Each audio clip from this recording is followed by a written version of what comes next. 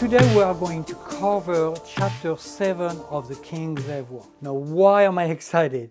Because I think at this point we went through two stories, Alexander Hamilton and Madison, based on true historical event, and then I had to make up some stories based on legend, hearsay, hidden facts, whatever you want to call them. And that's four stories that relates to the Rothschild. And they are the messenger, which is about knowledge. Chapter 5 is the implementation of central bank all over Europe. Chapter 6 is about secrecy, which I think is quite common. And I'm asking you, who are the 1%? And it's kind of like, well, I don't really know. You know, I'm going to say Bezos and Elon Musk, but honestly, those guys, I mean, they have a lot of money. Anyway, we're not going to go there. And now we're entering Andrew Jackson and a monumental event. And monumental, I didn't know anything about this, and none of the people I spoke to really knew what was going on with this story. So when I asked, oh, do you know about the bank war? And they're like, what? The bank, what? So I finally found a book, read it. It was fantastic, a little dry, and it was, 100 to 200 pages. I didn't want to write a book on the bank war. I wanted to write a chapter, a short story. So this one is actually long. It's probably 30 pages. But I love that story. And I just received a text that my friend loves this story. It was his favorite. There is love stories. There is humanity. And there's again, the duality I really like to deal with. We're looking at all of the characters are kind of like just struggling, who they are, what they do, and so on. Whether it's Jackson, who's a really hillbilly, but he becomes a president. Nicholas Biddle, this aristocrat, genius, incredibly smart, but, a little bit of crooked per characters. Andrew Jackson was an obnoxious hillbilly. And again, I didn't know anything about Andrew Jackson. I mean, there's no movie on Andrew Jackson. I mean, come on. The guy is, he probably was a riot if you could go past his obnoxious character. Orphan, everybody pushed him out. It was so difficult, and little by little became a soldier, had some successes, and became president. And I think his popular message resonated with the country at the time, and one of the enemies that he created during his political and presidential campaign was the Second Bank of the United States. So the Second Bank of the United States I cover in the second chapter of the book with Madison. America was almost ruined, and no money. All the creditors had disappeared or taken their gold somewhere else, and he had a choice, which was not much of a choice. They had burned Washington. They had done everything to force his hand into renewing a new charter of the Second Bank of the United States. But now we come to Andrew Jackson. We had no love for that bank. He hated it. So what happened is, and again, before I go too far, most of the facts are true. The characters are fictional. This is a book of fiction. So, I create this story based on historical event, and I use them to tell a story.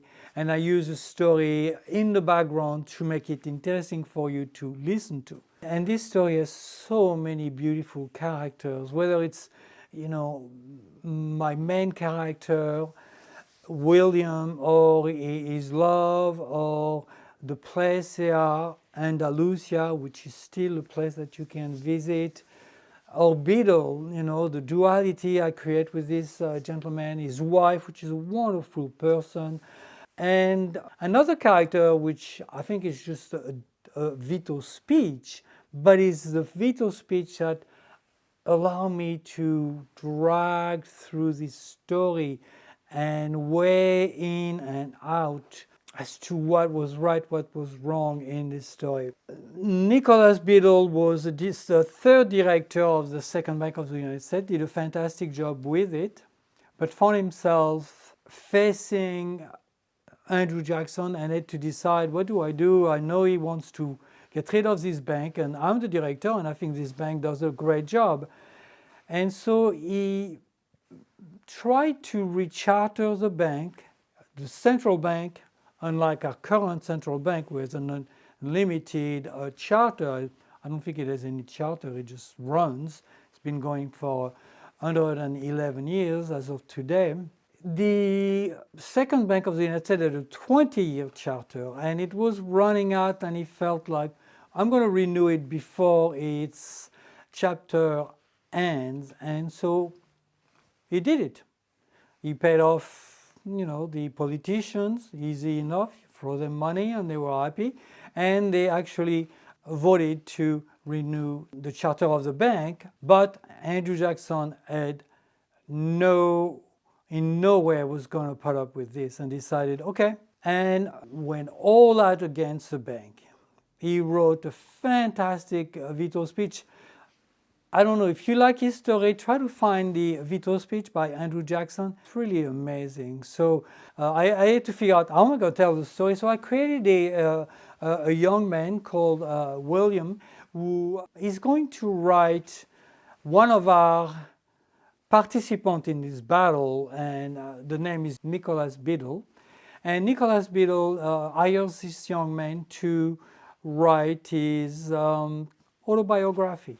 William is there to record and decide, what am I going to do? And so you have the duality of what he really believes is that Andrew Jackson was correct in vetoing the Second Bank of the United States. Our character, William, believes that, but he also sees the demise that slowly descent into complete ruin, financial, health, mental, of this character, which in Nicholas Biddle. So I love the duality, I love the settings, I love, really, this is for me one of the story initially that I was part of a group, a writers group, and I brought them many stories, and the first thing they wanted me is to cut, you